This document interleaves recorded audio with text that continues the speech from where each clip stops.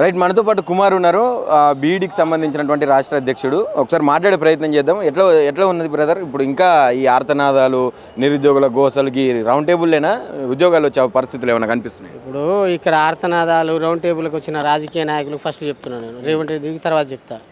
మీ అన్ని రాజకీయ పార్టీ నాయకులకు ఒకటే చెప్తా ఉన్నా, మీరు అందరూ నిరుద్యోగులు ఏకంగా అండి, నిరుద్యోగులు రండి, జంజీలు రండి అంటే మా మీద ఎక్కడ కేసులు పడతాయి అని చెప్పేసి భయపడతా ఉన్నారు. మీ రాజకీయ నాయకులకు భయం లేదు. ఇవాళ బీఆర్ఎస్ కాదు, బీజేపీ కావచ్చు, ఇవాళ ఎన్ని పార్టీలు ఉన్న తెలంగాణ పార్టీ నాయకులు అందరికీ చెప్తున్నా, మీకు గ్రామీణ స్థాయి నుంచి మీ కార్యకర్తలు ఉన్నారు, మీరందరూ ఇవి మీ పార్టీ జెండాలు పెట్టుకొని మా నిరుద్యోగుల గురించి ఫైట్ చేయరు. అన్ని ఉద్యోగ నోటిఫికేషన్స్ వస్తాయి. మమ్మల్ని అడుగు ఎప్పుడు కాదు, ఇవాళ వచ్చి మీరేదో మీ వెనకాల మేము ఉన్నాం, మీ వెనకాల మేము ఉన్నాం అని చెప్పేసి చెప్పిపోవడం కాదు. నేను ఒకటే చెప్తా ఉన్నా, ప్రతిపక్ష నాయకులందరికీ ఆల్ పార్టీకి సంబంధించి మీరందరు చేసి రోడ్డు మీద వస్తే అదే రేవంత్ రెడ్డి నోటిఫికేషన్ ఇస్తాడు, బరాబర్ ఇస్తాడు. ఇక్కడికి కోదండరామ్ సార్ వచ్చింది. ఇప్పుడు మీ మిత్రులు కొంతమంది ఆయన అడిగే ప్రయత్నం చేసి అడుగునే ప్రయత్నం చేస్తే, నాకు టైం లేదు, ఇప్పుడు నేను వేరే మీటింగ్కి వచ్చిన, ఇప్పుడు మాట్లాడను అని చెప్పి మాట్లాడుతున్నాను. మీ గురించి ఇప్పుడు మాట్లాడే టైం లేదంట. ఏం చెప్తారంటే, గతంలో ఎట్లా ఉంటుండే ఆయనకు మీకు సఖ్యత, ఇప్పుడు ఎందుకు టైం లేకుండా అయిపోయింది, దీని గురించి ఏం చెప్పాలనుకుంటున్నారు? అప్పుడు ఆయన మేధావి, తెలంగాణ మేధావి, నా అంట మేధావి అని అనుకుని తిరిగిన కోదండరామ్ గారు ఇప్పుడు ఆయనకు మాట్లాడడానికి రాలేదంటే ఏ కమిషన్కి సంబంధించిన చూస్తున్నాడు. ఇప్పుడు ఒక ఎమ్మెల్సీ వచ్చింది కదా, మరి ఆయన కూడా సంపాదించుకోవాలి కదా ఏ కమిషన్ల కోసం. ఇప్పుడు నిరుద్యోగుల సమస్య, విద్య, వైద్యం ఇవన్నీ ఎందుకు ఆయనకు కమిషన్లు కావాలి. ఇప్పుడు కాంగ్రెస్ రాజకీయ నాయకులుగా మారినప్పుడు కమిషన్లు కావాలి. ఆ విధంగా తయారు కోసం ఇవాళ ఎవరు ఒక బిజినెస్ మ్యాన్ ఏర్పాటు చేసిండో దానికోసం వచ్చిండు, దానికి వాళ్ళు ఇది చేసుకునే ప్రయత్నాలు చేస్తూ ఉన్నాడు. ఇప్పుడు ఏం చెప్పాలనుకుంటున్నారు దీనికి సంబంధించి, అది నోటిఫికేషన్లకు సంబంధించి కాంగ్రెస్కి? ఈ కాంగ్రెస్కి ఏం చెప్తాం, ఏ దున్నపోతు మీద వర్షం పడ్డది కాంగ్రెస్కి, ఏం చెప్పినా ఉపయోగం ఉండదు. ఇవాళ ఒకటే చెప్తా ఉన్నాం, రేవంత్ రెడ్డి గారు మీరు టీచర్లకు ఇచ్చిన స్పెషల్ టెట్ను వెంటనే వెనక్కి తీసుకోవాలి. వాళ్ళకి ఇస్తున్నాం అంటే బరాబర్గా విద్యా వ్యవస్థను పూర్తిగా సర్వనాశనం చేస్తుండు రేవంత్ రెడ్డి. పూర్తిగా సర్వనాశనం చేస్తున్నాడు. ఎందుకంటే ఇవాళ స్కూళ్ళను తీసేస్తున్నాడు, ప్రైవేట్ స్కూళ్ళకు పర్మిషన్ ఇస్తున్నాడు. అక్కడ అర్థమవుతుంది కదా ఎవరి కోసం పనిచేస్తుండో. ఇవాళ గవర్నమెంట్ స్కూళ్ళలో చదువుకోవడానికి అవకాశం లేకుండా చేస్తున్న ఏకైక వ్యక్తి ఎవరైనా ఉంటే రాజకీయ నాయకుడు. ఇవాళ విద్యా వైద్యం అనేది మనకేం కావాలి, ఫ్రీగా ఉండాలంటాం. కానీ విద్యా వైద్యాన్ని ప్రైవేటీకరణ దిశగా ఈ రాజకీయ పార్టీలు తీసుకుపోతున్నాయి. పూర్తిగా రేవంత్ రెడ్డి దానికి 100% చేసే ప్రయత్నాల్లో ఉన్నాయి. ఇప్పుడు 27 స్కూళ్ళలో 23,000 తీసేస్తా, 4,000 ఉంచుతా అంటాడు. మరి ఈ 4,000 ఉంచుకొని దాని తర్వాత వచ్చేటోడు మహానుభావుడు ఈ 4,000 ఎందుకు, దీనికి ప్రైవేటీకరణ చేద్దామని చెప్పేసి పూర్తిగా సర్వనాశనం చేసే పనిలో వీళ్ళు పెడతా ఉన్నారు. రాజ్యాంగం రాసిన అంబేద్కర్ రాసిన రాజ్యాంగాన్ని పూర్తిగా తూట్లు పడడానికి రేవంత్ రెడ్డి ముందు ఉన్నాడు అనేది స్పష్టంగా అర్థమవుతుంది. ఇవాళ విద్యా వైద్యం నుంచి పేదవాళ్ళకి దూరం చేద్దామనేసి స్పష్టంగా అర్థమైంది. పేదవాళ్ళు చనిపోవాలి, మేము ఉన్న అది పై ఎత్తున ఉన్న వాళ్ళు మాత్రమే ఇలా రాజకీయంగా అనుభవించాలని చెప్పేసి తీరులలో ఒక కంప్లీట్గా రాజకీయ ధోరణిలోనే వెళ్తా ఉన్నది ఈ రాష్ట్ర ప్రభుత్వం. కానీ ఉద్యోగాల గురించి, నిరుద్యోగుల గురించి ఎక్కడ మాట్లాడే పరిస్థితి కనబడతలేదు. కోదండరామ్ సార్ వస్తే ఆయనని ఇక్కడ అడ్డుకున్నటువంటి పరిస్థితి కూడా కనపడ్డది. ఒకసారి మాట్లాడే ప్రయత్నం చేద్దాం. మనతో పాటు కొడంగల్ రవి ఉన్నారు. ఎట్లా చూస్తారు బ్రదర్? ఇప్పుడు ఆయన నాకు టైం లేదు, నేను వేరే మీటింగ్కి వచ్చినా మాట్లాడితే తప్పకుండా, కానీ ఇప్పుడు కాదు, ఇప్పుడు టైం లేదు నాకు అని చెప్పి మాట్లాడుతున్నారు. అసలు ఏంది మీ పరిస్థితి, ఏంది మీ బాధ? ఇప్పుడు మేము మా బాధను అడిగితే ఆయన నాకు టైం లేదంటున్నాడు.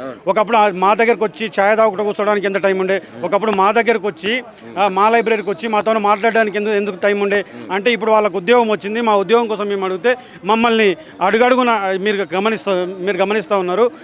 10 నిమిషాలు కూడా మాకు టైం ఇవ్వకుండా పోయిండు. అంటే వాళ్ళ దగ్గర సమాధానం లేదు. వాళ్ళు మోసం చేసిండ్రు.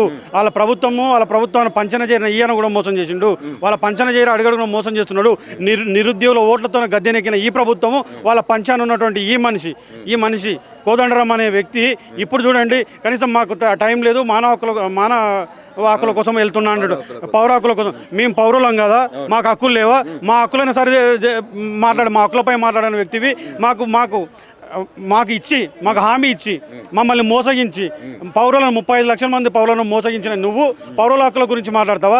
అసలు సిగ్గు ఉండాలి ఆ మాట మాట్లాడడానికి. నువ్వు నిజంగా ఒక ప్రొఫెసర్వా, లేకపోతే పిల్లలు అడుగుతున్నారు ఏమంటారు దాని సమాధానం చెప్పే ఇంగిత జ్ఞానం కూడా లేనటువంటి ఇటువంటి వ్యక్తే ప్రొఫెసర్గా ఉన్నది ఇన్ని రోజులు. ఇటువంటి వ్యక్తే తెలంగాణ నమ్మింది అని నిజంగా నాకు సిగ్గు అనిపిస్తూ ఉంది.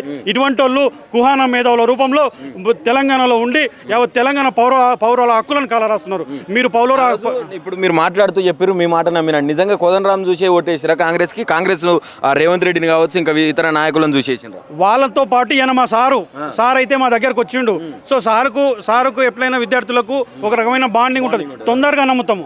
వాళ్ళ రాజకీయ నాయకులను తర్వాత నమ్మినా వీళ్ళని తొందరగా నమ్ముతాం కాబట్టి ఇమ్మీడియట్గా నమ్మి ఈయన చెప్పిండు కాబట్టి బస్సు యాత్రలో పోయినాము, ఈయన చెప్పిండు కాబట్టి అనేక కార్యక్రమాలు చేసినాము.